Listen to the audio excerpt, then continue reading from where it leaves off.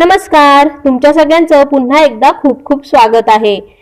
भाविकांना आलेले विविध अनुभव रोज तुमच्या समोर घेऊन येत असते। जर का तुम्हाला हे अनुभव आवडत असतील तर कृपया आपल्या चॅनलला सबस्क्राइब करा, बेल आयकॉन क्लिक करा, ज्यामुळे येणाऱ्या व्हिडिओचे नोटिफिकेशन्स तुम्हाला मिळत राहतील।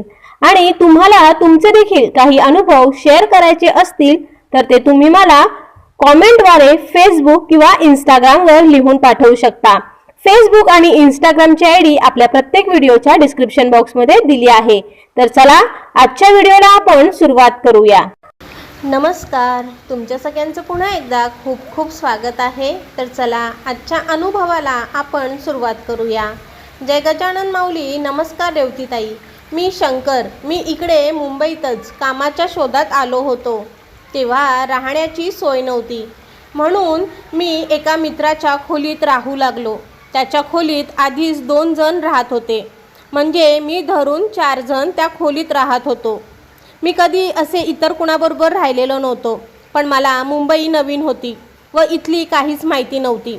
शिवाय मुंबईत कामधंदा मिळाल्याशिवाय कुठं वेगळं राहायचं म्हटलं तर खिशाला परवडणारं नव्हतं। म्हणून मी विचार केला की जोपर्यंत कामधंदा मिळत नाही तोपर्यंत मित्राच्या खोलीत ॲडजस्ट करून घेऊ। मी रोज कामाच्या शोधात दिवसभर बाहेरच वणवण भटकंती करत होतो व रात्री उशिरा खोलीवर जात। मी गावाकडून येताना काही 20-22 हजार अशी रोख रक्कम आणली होती। मला घरी सांगितलं होतं की खिशात जास्त पैसे घेऊन हिंडू फिरू नकोस, कारण मुंबईचे लोकल ट्रेनच्या गर्दीत पाकिटमार खूप चोऱ्या करतात। म्हणून मी खिशात रोज मोजकेच 200-400 रुपये घेऊन बाकीची रक्कम माझ्या बॅगेतच ठेवून जात। असंच एकदा आम्ही कामाच्या शोधात बाहेर पडलो होतो। संपूर्ण दिवस मी तसाच भटकंती करत राहिलो आणि रात्री उशिरा घरी येऊन झोपी गेलो व जेव्हा दुसऱ्या दिवशी सकाळी माझ्या बॅगेतून कपडे काढण्यासाठी ती उघडून पाहिली तेव्हा मला त्यात माझे पैसे दिसले नाही। मी जरा दचकलो। 2-4 वेळा संपूर्ण बॅग धुंडाळून काढली, पण मला माझे पैसे दिसले नाही। मी खूप चिंतेत पडलो की आता कसं करायचं, कारण मित्रावर किंवा खोलीतील इतर कुणावर संशय घ्यावा तर ते माझ्याबद्दल हाच विचार करतील की ह्याला आपण इथे फुकट राहू दिलं तर हाच आपल्यालाच चोर ठरवतो। मग माझ्याकडे गप्प राहण्याशिवाय पर्याय नव्हता, पण मनात प्रश्न निर्माण झाला की पैसेच नाही तर मग खायचं काय आणि काम शोधायला कसं फिरायचं। मी हा विचार करत करत त्या दिवशी रूममधून बाहेर पडलो आणि पैसे मोजकेच असल्याने पायीच कामाच्या शोधात हिंडू लागलो। दुपारच्या रखरखीत उन्हात अंगाची लाही होत होती। मग अचानक मला माझ्यासमोर एक मंदिर दिसलं। मी तिथे गेलो तर तिथे गजानन महाराज, साईबाबा आणि स्वामी समर्थांची एकत्र लहान मंदिर होते व आजूबाजूला झाडी होती व त्याखाली बसण्यास बेंच होते। मी तिथे गजानन महाराज यांच्यासमोर माथा टेकून मनातच बोललो की एकतर मला आजच चांगली नोकरी मिळावी, नाहीतर कमीत कमी माझे हरवलेले पैसे मला परत मिळू द्या। मी असं सांगून दर्शन घेतलं आणि शेजारील एका झाडाखाली असलेल्या बेंचवर जाऊन बसलो। चालून चालून दमलो होतो म्हणून माझे डोळे काही वेळांसाठी बंद झाले आणि त्यावेळी अचानक माझ्या डोळ्यासमोर गजानन महाराज प्रकटले व मला म्हणाले, चोर तुझ्या आसपास आहे, तोच कबुली देईल तुला। असं बोलून महाराज अदृश्य झाले। मला काहीच कळालं नाही की मी जे पाहिलं तो माझा भ्रम होता की महाराजांचे भाकीत। मग मी तेथून उठून पुन्हा महाराजांच्या चरणी मस्तक ठेवून तेथून निघून आलो व रात्री खोलीवर परतलो। तेव्हा मला दिसलं की ज्या मित्राच्या खोलीत मी राहत होतो त्या मित्राने जे आणखीन 2 लोक रूममध्ये ठेवले होते त्यापैकी एक हा अंथरुणात पडून होता। तो रात्रीची टॅक्सी चालवत आणि त्याला आज रात्रीच खोलीवर पाहून मला आश्चर्य वाटलं, म्हणून मी माझ्या मित्राला विचारलं की हा आज कामावर नाही गेला। तेव्हा मला मित्र म्हणाला की आज दुपारूनच त्याची तब्येत अचानक बिघडली आणि त्याला ताप येऊ लागला व सारखं उलट्या जुलाब सुरू झालेत आणि औषध घेऊन देखील त्याला काही बरं वाटत नाही असं तो म्हणतो। मला त्याची दया आली, कारण या कठीण काळात त्याच्याजवळ त्याची काळजी घेणारं कुणीच नव्हतं। मग मी रिकामा असल्याने रात्री उशिरापर्यंत त्याच्या कपाळावर थंड पाण्याच्या पट्ट्या ठेवत बसलो।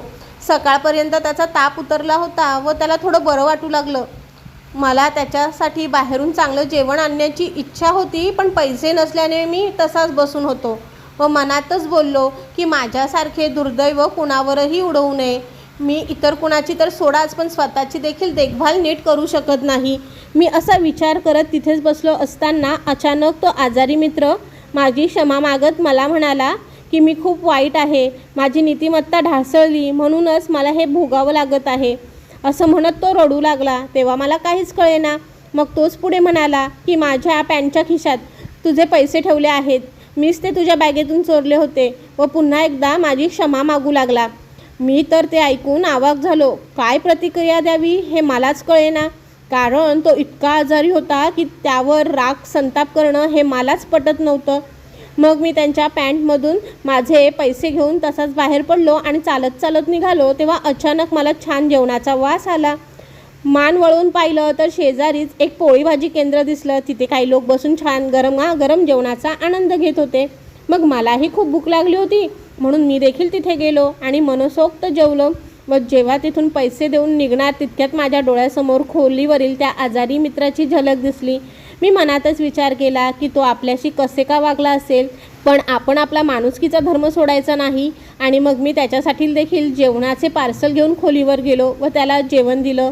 तो खूप ओशाळला आणि मग जेवला. मी त्यावेळी माझ्या गजानन महाराजांना हीच प्रार्थना केली की माझ्या जीवनाच्या प्रवासात कुणीही माझ्याशी कितीही वाईट वागो, पण माझ्यातील माणुसकीचा धर्म मी विसरू नये. म्हणूनच तुम्ही मला नेहमी सहाय्य करावे, हीच प्रार्थना. आणि मग पुढील 2-3 दिवसात मला एका ऑफिसमध्ये चांगला जॉब मिळाला आणि मी तिथे 2 महिने काम केलं आणि स्वतःची एक वेगळी रूम भाड्याने घेतली व तिथे राहण्यास गेलो. पुढे महाराजांच्या कृपा नेहमीच माझ्यासोबत होती. त्यामुळे आज माझे मुंबईत स्वतःचं घर आहे. खरंच आपल्याही महाराजांना आजही हीच प्रार्थना करतो की कोणी कितीही माझ्याशी वाईट वागलं तरी माझी सद्बुद्धी आणि सद्विचार हे मनातून ढळू नये. जय गजानन श्री गजानन गण गण गणात बोते. दादा तुमचे खूप खूप धन्यवाद की तुम्ही तुमचा अनुभव आमच्याबरोबर शेअर केला. आणि तुम्हा सगळ्यांना दादांचा अनुभव कसा वाटला कॉमेंट करून नक्की कळवा. अनुभव आवडला असेल तर व्हिडिओला लाईक करा, जास्तीत जास्त लोकांबरोबर शेअर करा. आणि आता वेळ आहे प्रश्नमंजुषेतील आपला आजचा प्रश्न विचारण्याची. आणि आपला आजचा प्रश्न असा आहे की राजाराम कंवर यांच्या थोरल्या मुलाचं नाव काय होतं हे तुम्हाला सांगायचं आहे. आणि आता बघूया मागील प्रश्नाचं बरोबर उत्तर काय आहे. तर उत्तर आहे गंगा भारती यांच्या पत्नीचं नाव अनुसया असं होतं. आणि ज्यांनी बरोबर उत्तरं दिली आहेत त्यांची नावे पुढील प्रमाणे. पहिलं शिल्पास किचन, 2 विद्या वानखेडे, 3 रमेश काळे, 4 विद्या भडंगे, 5 बिट्टूज, 6 जयश्री गाडे, 7 निलिमा देहाले, 8 मनोरमा शेरकी, 10 सारिका सरकटे, 11 राजेंद्र मोघे, 12 प्रज्ञा मोघे, 13 शुभांगी वानखेडे, 14 रामदास रायबोले, 15 गोविंद जोशी, 16 माधुरी जोशी, 17 मंगला टिकले, 18 मंगला कांबडी. तर तुमच्या सगळ्यांचे मनापासून खूप खूप धन्यवाद.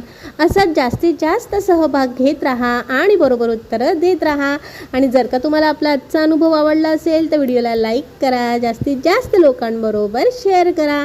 आणि तुम्ही देखील तुमचे अनुभव मला कॉमेंटद्वारे फेसबुक, इंस्टाग्राम किंवा आपल्या जीमेलच्या आय डीवरती लिहून पाठवू शकता. फेसबुक, इंस्टाग्राम आणि जीमेलची आय डी आपल्या प्रत्येक व्हिडिओच्या डिस्क्रिप्शन बॉक्समध्ये दिली आहे. श्री गुरुदेव दत्त. श्री गुरु गजानन माऊली नमहा. गण गण गणात बोते.